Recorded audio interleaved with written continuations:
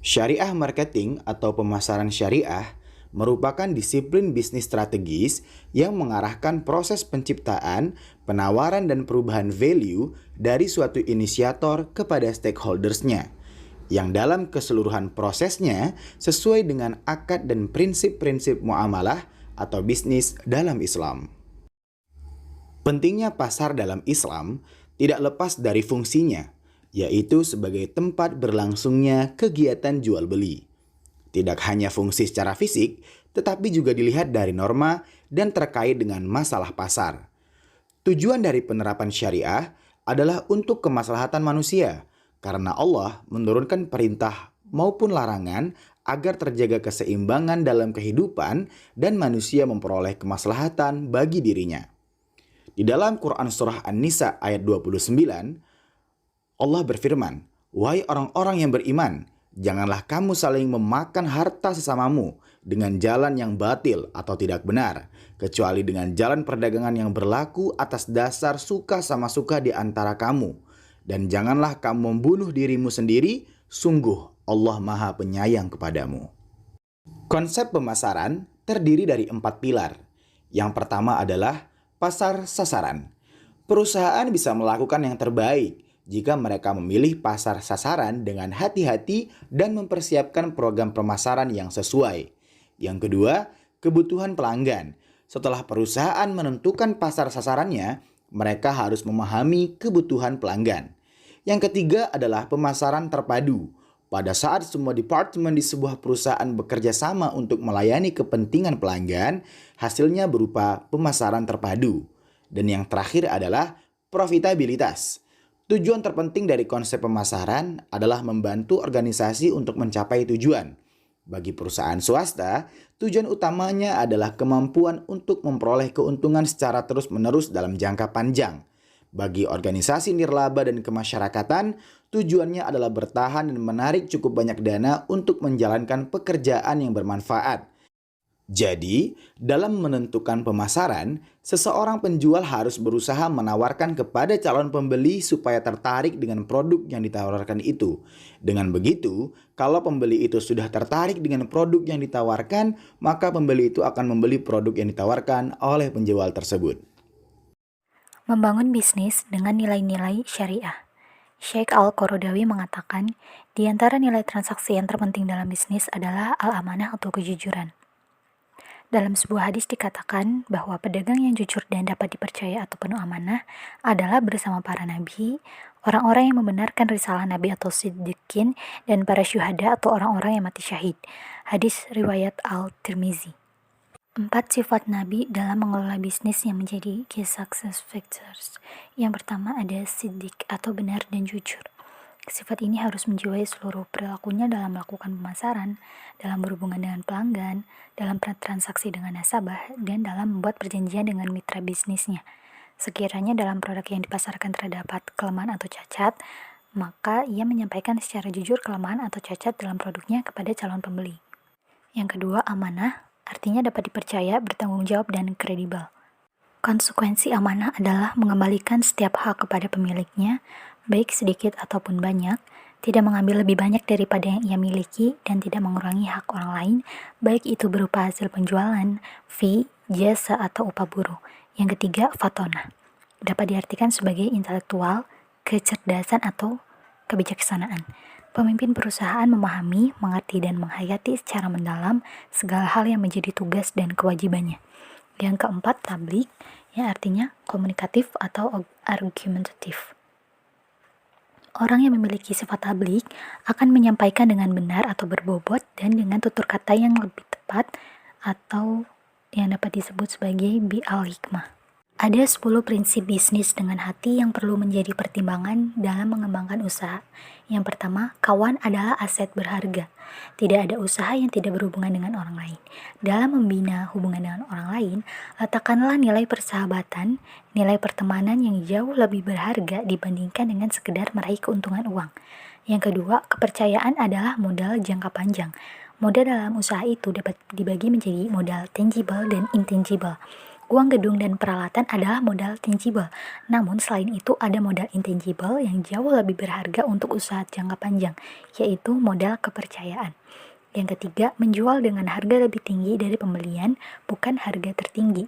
Maknanya adalah berbisnis bukan sekedar mengejar keuntungan dengan membeli serendah-rendahnya, kemudian menjual dengan harga tertinggi, namun berbisnis dan berusaha adalah bagaimana dapat memberikan kontribusi dan manfaat bagi orang lain sebesar-besarnya. Yang keempat, mendengarkan kata hati. Dalam melakukan tindakan, mengambil keputusan, belajarlah memisahkan antara ego dan pikiran yang dikuasai emosi, ego pribadi, nafsu duniawi, dengan pikiran yang dikendalikan hati. Yang kelima, bekerja dengan hati. Mereka yang bekerja dengan hati akan selalu bersikap baik kepada siapapun, kepada bawahan, pekerja, atau pelayan.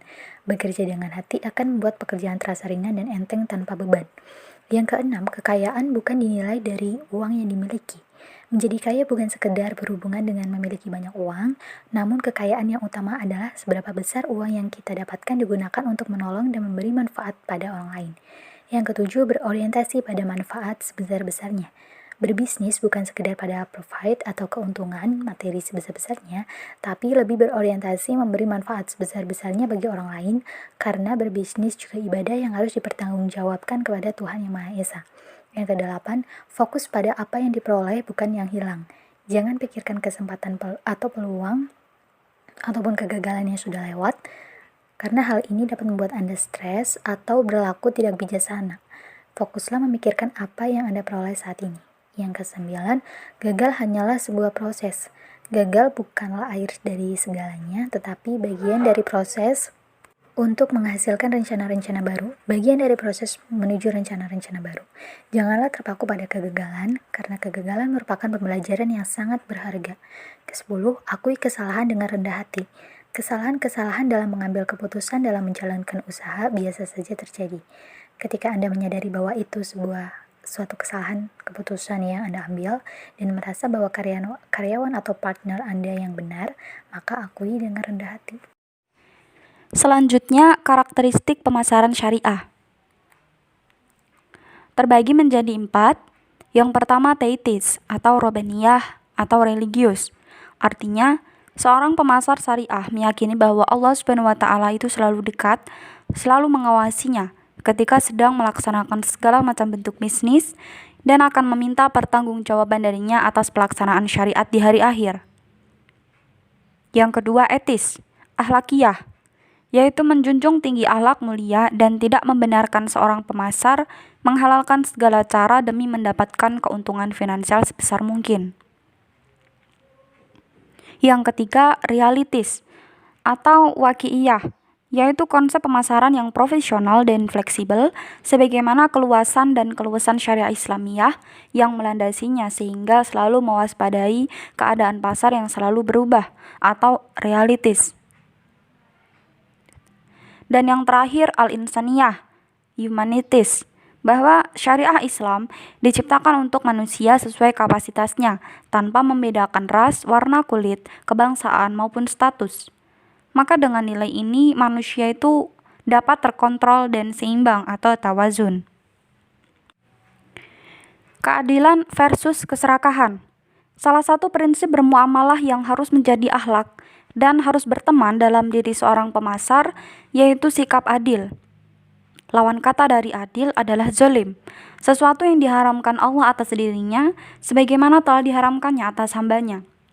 Allah SWT juga menekankan sikap adil dalam bermuamalah atau berbisnis dalam firman Quran Surat An-Nahl ayat 90. Sesungguhnya Allah menyuruh kamu berlaku adil dan berbuat kebijakan, memberi kepada kamu kaum kerabat, dan Allah melarang dari perbuatan keji, kemungkaran, dan permusuhan. Dia memberi pengajaran kepadamu agar kamu dapat mengambil pelajaran. Selain itu, dijelaskan dalam Quran Surat Al-An'am ayat 152 dan Ali Imran ayat 85. Pemasaran dalam perspektif syariah.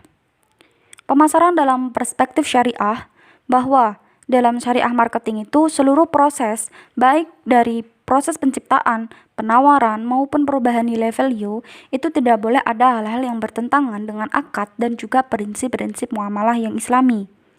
Jika hal tersebut dapat dijamin dan penyimpangan prinsip-prinsip muamalah Islami itu tidak terjadi dalam suatu transaksi pemasaran, maka dapat dibolehkan.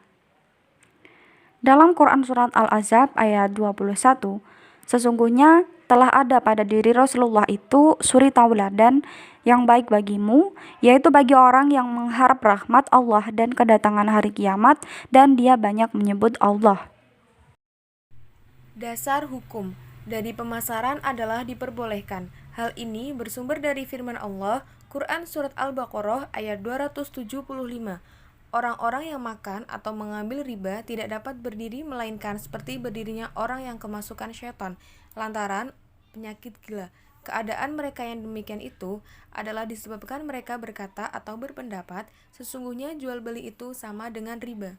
Padahal Allah telah menghalalkan jual beli dan mengharamkan riba.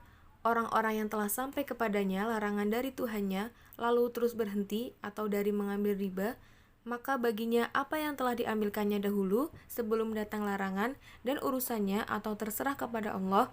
Orang yang kembali atau mengambil riba, maka orang itu adalah penghuni neraka. Mereka kekal di dalamnya. Kiat membangun citra sesuai dengan Rasulullah Shallallahu Alaihi Wasallam. Yang pertama, penampilan. Yang kedua, pelayanan. Yang ketiga, persuasi. Dan yang terakhir, pemuasan.